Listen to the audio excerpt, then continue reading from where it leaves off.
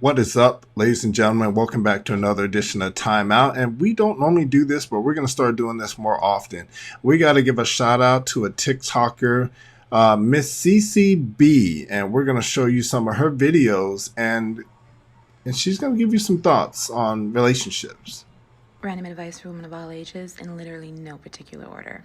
Stop putting all of your immediate personal business all over social media and then having the nerve to get upset that everybody's all up inside your immediate personal business. It's okay to keep some things to yourself. As a matter of fact, you should probably keep a lot of things to yourself. So I would have to, sorry to stop it so early, but I would have to agree 110%. And it never made any sense to me. Why would you put your personal information on any type of social media and then be upset when people comment about it? If you don't want people to comment about your personal information, whether you're going through a hard time or a breakup or this or that, then don't post it. Don't post it. Move in silence anyways. I do not want to be in, or I am not ready for a committed relationship means exactly that. Please stop trying to force your way into men's lives who do not want the same thing as you with you. That is also probably the best advice she could give. Here's the deal. If he don't love you, move on. If she don't love you, move on. There are billions of other people on this planet. Move on. Don't get yourself tied up in a situation, and you know if the person loves you or not, or is in love with you or not. You know it.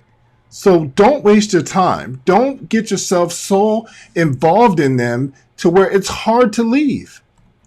Dating is not a committed relationship. Dating is not a committed relationship for the love of whoever it is that you pray to at night. Dating is not a committed relationship. Tell him, girl. Buy the shoes. Always buy the shoes. Never, ever let women who have given up on what they want out of life talk you out of giving up on what you want out of life. There you go. Elevate, sis, unapologetically. Yep. Go get everything that you've ever wanted and then some. Yep. How to manipulate a man? Part nothing. Because what kind of toxic, low vibrational ass advice are y'all taking and giving on this app, man? No, because pull up a chair. Come closer. Some of y'all need to hear this. Y'all are running around all these social media apps day in and day out talking about, but where are all the good men now? And in the very next breath, y'all can give out and also take advice about how to manipulate a man. Are y'all okay? No, because really and truly, y'all need to really hear it. Somebody needs to tell y'all this, and it might as well be motherfucking me. I'm going to say this, and you... Oh, I gotta say, this is why I put her up here. This girl is fire. This girl is fire. I don't give it 100% of the things she says, but she makes sense. She's got her head on straight. Get triggered or offended or upset if you want to. That's going to be a you problem, not a me problem. But the truth of the matter is, those of y'all who want healthy, happy relationships at some point in your life cannot be running around planting seeds that are the opposite of what it is that you say that you want. Exactly. You just can't. It doesn't work that way. Some of y'all have sons out here that you're trying to raise to be respectable gentlemen. Would you appreciate it if some woman came along, a woman like you who's out here talking about how to manipulate a man, part 1, 2, 3, 4, 5, 6, 7, and 9, 10, like the 10 crack commandments, bucked into your son and manipulated the shit out of him intentionally? No? Oh, okay. I know some of y'all have had your heart broken before. I know some of y'all are walking around with your unhealed wounds. I know some of y'all are carrying resentment, bitterness, anger, all that shit from ghost of boyfriends past. But I'm going to tell y'all right now, I understand that. But you got to heal that. Because some of y'all are out here literally turning into the very men who hurt you, who broke you, who lied to you, who played you, who betrayed you, who manipulated you. Now, not every man does that. Not every man is doing that. Most men are not doing that. And studies have already been done. 20% of men are dating 80% of the women. So most men are not doing that. Now, if you're dating one of those 20% who are hopping around, high value men, or men who supposedly are high value, if you dating these guys who are hopping around, don't blame all men because you want one of the men that 10,000 other women want. What about the dude next door? That's who you want to be? Go off, I guess. But if that's not who you want to be, then you need to mind how you're moving out here. Because if you want to reap the benefits of a wonderful, beautiful garden, then you have to plant the appropriate seeds. Food for thought. Finish your plate. I did a video the other day where I was basically saying stop babysitting grown-ass men, then crying and complaining that you're babysitting these grown-ass men that you're choosing to babysit for. And some little idiot gal in the comments want to chat about victim blaming. Let me tell you something right now. I think it's time that we have honest conversation about these words that y'all pick up from the internet that you don't even know the meaning of and then decide to fling and dash any blood clot we are like fucking confetti. Context is everything, and so here why. If you are in a relationship with a man and you feel like you are babysitting him, literally raising a grown-ass man, so you are bathing him, feeding him, clothing him, fucking he's dependent on you for everything, and you're like, yo, running around the internet chat about, I feel like I'm babysitting a grown-ass man. Whose issue is that? I agree 130,000%.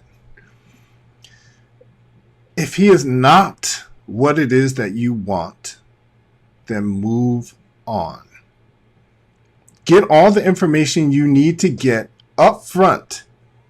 The first 2-3 dates, get all the information you want. Don't go overboard and try to get the minute details. You know, he's got to be able to jog every Thursday. He's got to be a vegan, but can only eat this kind of food. Just stop with all the craziness. Just, does he vibe with you? Do you vibe with him? Do you guys have things in common? Do you guys like the same shows, the same movies, the same music?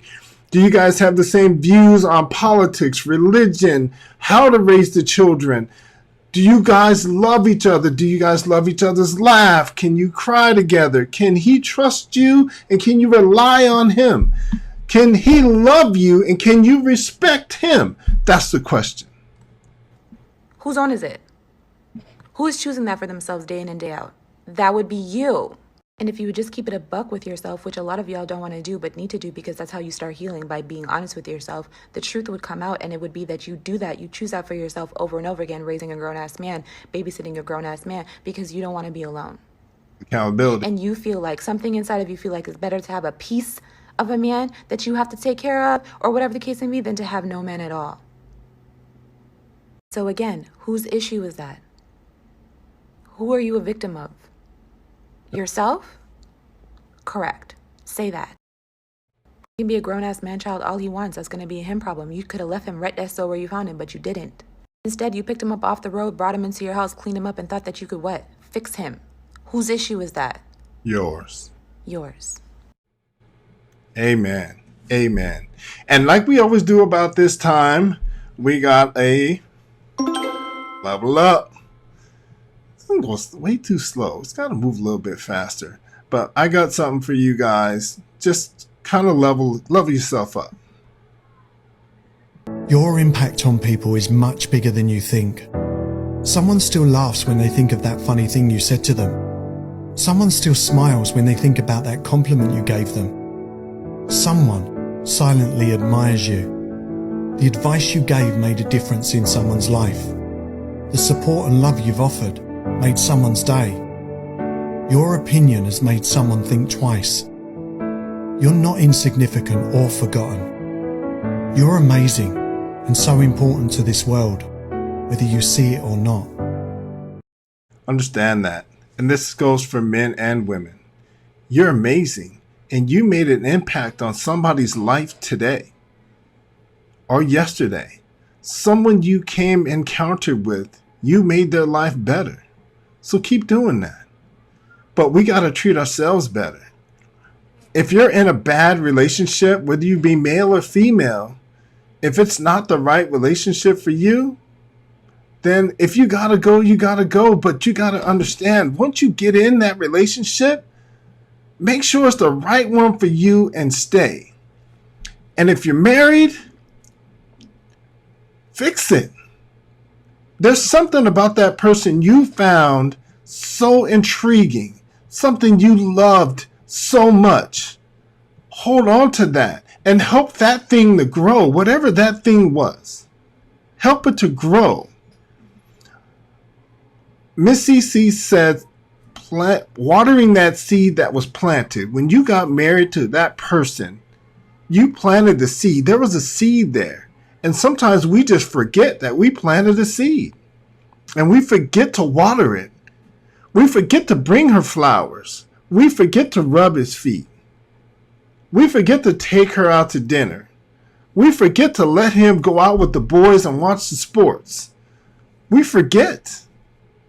And we stop doing the things that we should have been doing or that we were doing in the beginning.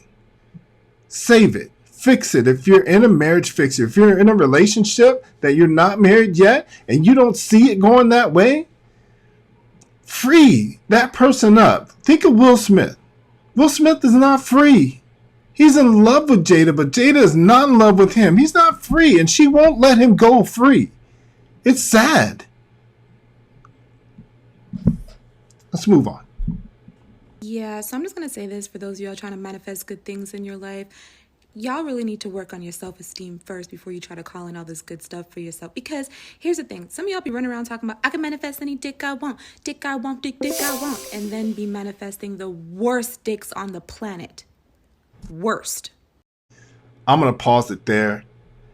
I've seen videos of women saying they're going to manifest this. This is not what you should be trying to manifest. You should be manifesting his heart. His heart, his love for you. Everything else will follow. The money, the sex, the time, the energy, the protection, the provider, everything will follow if you get his heart.